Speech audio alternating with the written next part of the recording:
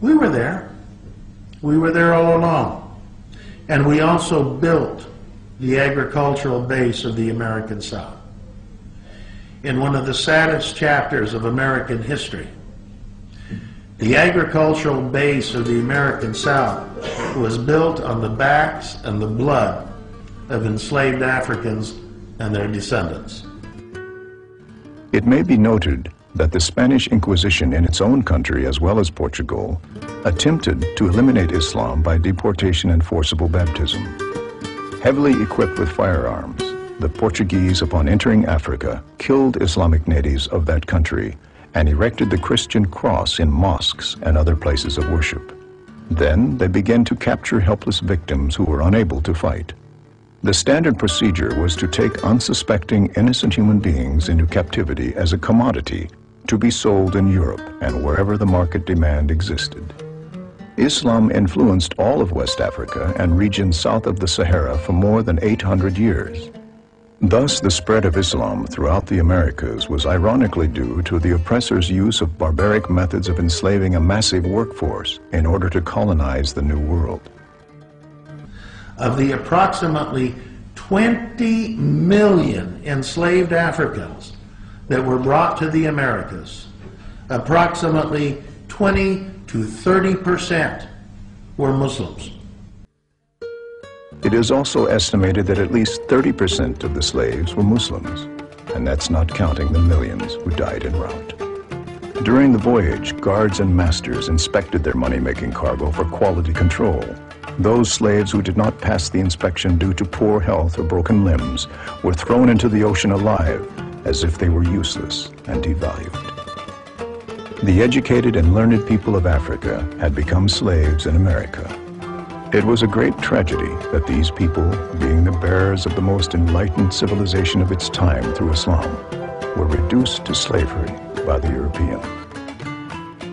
And many of these 4 to 6 million enslaved Muslims were highly educated. Many of them were scholars and imams, and at least one was a sharif, a direct lineal descendant of Prophet Muhammad, peace be upon him. The trading companies were unaware of the depth of Islamic belief among the African people. They only viewed their spiritual traditions as mere indoctrination that came as a result of centuries of Islamic exposure. The colonists did not realize that these noble people had Islam in their hearts and minds. Ignorant of the validity of God's messenger, the Europeans simply regarded the Islamic culture and beliefs as if they were only an intrinsic characteristic of the African sociological system. They captured respected intellectuals, public officials, religious and political leaders, heads of families, innocent children, mothers, girls, and whoever they could lay their hands upon. In my book, Muslims in American History, I present 27 brief biographies of these enslaved Muslims in America. Let me share just a couple of them with you. The first concerns Yaro Mahmoud. He was born in Africa around 1686 to 1707. Sources differ as to when he was actually born. He was enslaved and arrived in Maryland sometime around the year 1731, where he was purchased by the Bell family and put to work making bricks. Apparently, after building a brick home for the Bells did something that was most unusual in the American South. They freed Yaro Mahmoud. This did not happen very often. But given his freedom, Yaro Mahmoud continued to live in the area around what is today Washington, D.C. Yaro was a slave of the Bell family in Georgetown and was finally freed because of his piety, integrity, and hard work. Yaro, as a free man, lived to be 100 years old when this portrait was painted. He owned his own house, and he would walk on the streets singing loudly in praise of Allah. He was modestly dressed and observed the Islamic dietary rules. He did not drink alcohol or eat pork. He successfully maintained his identity as a Muslim in spite of the pressures upon him from the Christian masters to convert to Christianity. no matter where he was, whether it was on the street corner or in the middle of the street even, he would immediately stop and perform his prayer. Perhaps more famous, though, was Kunta Kinte. Kunta Kinte was a member of the Mandinka tribe of West Africa. He was born around 1750 in Jufour, a village along the Gambia River in West Africa. He was educated in Quran and Arabic as a child in the local village school. At age 16, Kunta left the village to go out into the jungle to find some wood to make a drum. And at that point, he was captured by slave traders, taken to the coast, and transported to America on the Lord Ligonier. He arrived in Annapolis, Maryland on September 29, 1767. There is no God but Allah. Kunta, however, was a proud person, and he didn't take to slavery very easily. And he repeatedly attempted to escape, being caught each time.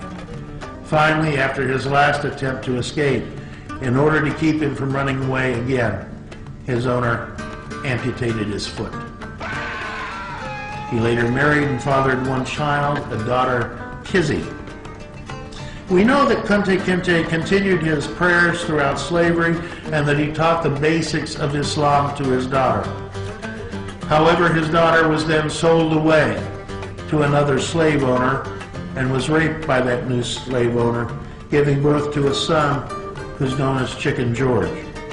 Photos of Chicken George, taken late in his life as an old man, show him wearing a thobe. The Islam of Kunta Kinte, despite the horrors and hardships of slavery, had managed to survive to his grandson. Ibrahim Abdul Rahman was a slave in Mississippi, whose history got recorded at the time, but it got recorded for very special reasons. Ibrahim Abdul Rahman was a prince from a West African kingdom. And the way the story goes, as a young man, he was a colonel in his father's cavalry. His father was the king. And a Scottish physician, who was the ship's physician on a British ship that had docked on the West African coast, decided to go for a walk. And he got lost and traveled way inland and was found half dead by the people of Ibrahim Abdul Rahman. And he was nursed back to health and stayed with that tribe for some time, and then announced his intention that he wanted to go back to England. And the king sent soldiers to accompany him to the coast and provided him with gold so that he could return to England. Some years later, Ibrahim Abdul Rahman was captured by slave traders and sent to the Americas, and was enslaved in the area around Natchez, Mississippi.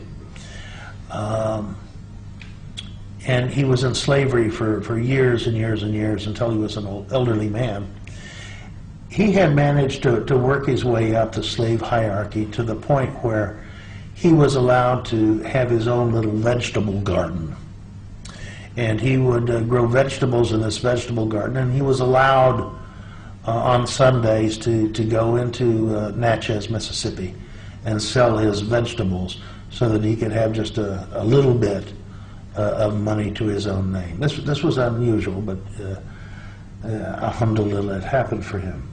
And as he's on the street there in Natchez, Mississippi with his cart of vegetables, he sees a white man riding a horse down the street. And you have to remember that Ibrahim Abdul Rahman had been a professional cavalry officer in his father's army.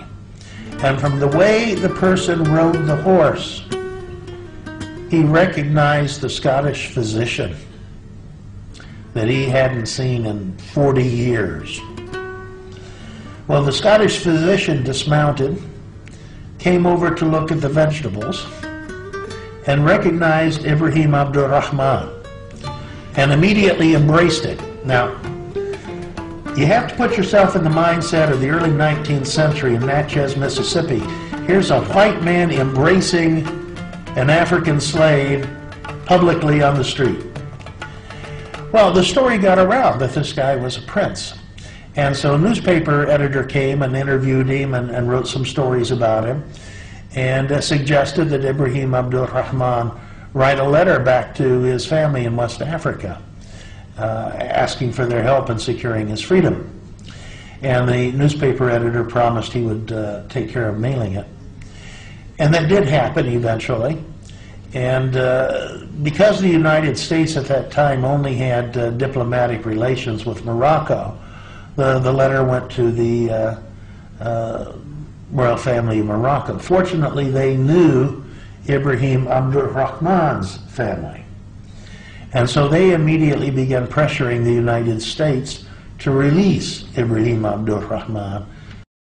May 15th, 1828.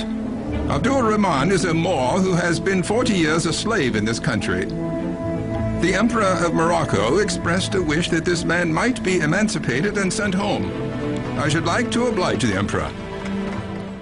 And then Ibrahim Abdul Rahman made a long journey from Mississippi to the eastern seaboard, in which he lectured to raise money to buy the freedom of his children and grandchildren that were still in slavery in Mississippi. And Ibrahim Abdul Rahman had undergone a public conversion to Christianity. And one of the things that he would do was to raise money was to tell people that he was going to go back to Africa and be a missionary and convert the Muslims to Christianity. Well, at one stop in Philadelphia, a minister came up to him, a Christian minister, and asked him to write the Lord's Prayer in his own language. And Ibrahim Abdul Rahman granted the request and wrote it. That piece of paper still exists, and it's a very interesting piece of paper because the writing is Arabic, and what was written wasn't exactly the Christian Lord's Prayer. It was Al-Fatiha. So, we have another case of an enslaved African who underwent a sham conversion of Christianity. For years, small county museums in the American South had what they thought was sort of magical scribbling done by some African slaves centuries ago. In the last half century, scholars have started going into these small museums and looking at what's there. And what they have found is entire Qurans written in Arabic from memory by these slaves. Entire books of fiqh written from memory in Arabic by these slaves. Some historians are now estimating that the percentage of literacy amongst the slaves was actually higher than the percentage of literacy among the slave owners. It's just that the slaves' literacy was in Arabic and the slave owners was in English. This corner of the exhibition is really interesting because you've got real evidence of this link between Islam and slavery. Research here suggests the number of Muslim slaves was much greater than previously thought. 1/3 of all of the enslaved Africans that were brought to the Americas actually were Muslims. Nobody knows this. This is kind of new cutting-edge information because when we read our history books, we don't see that.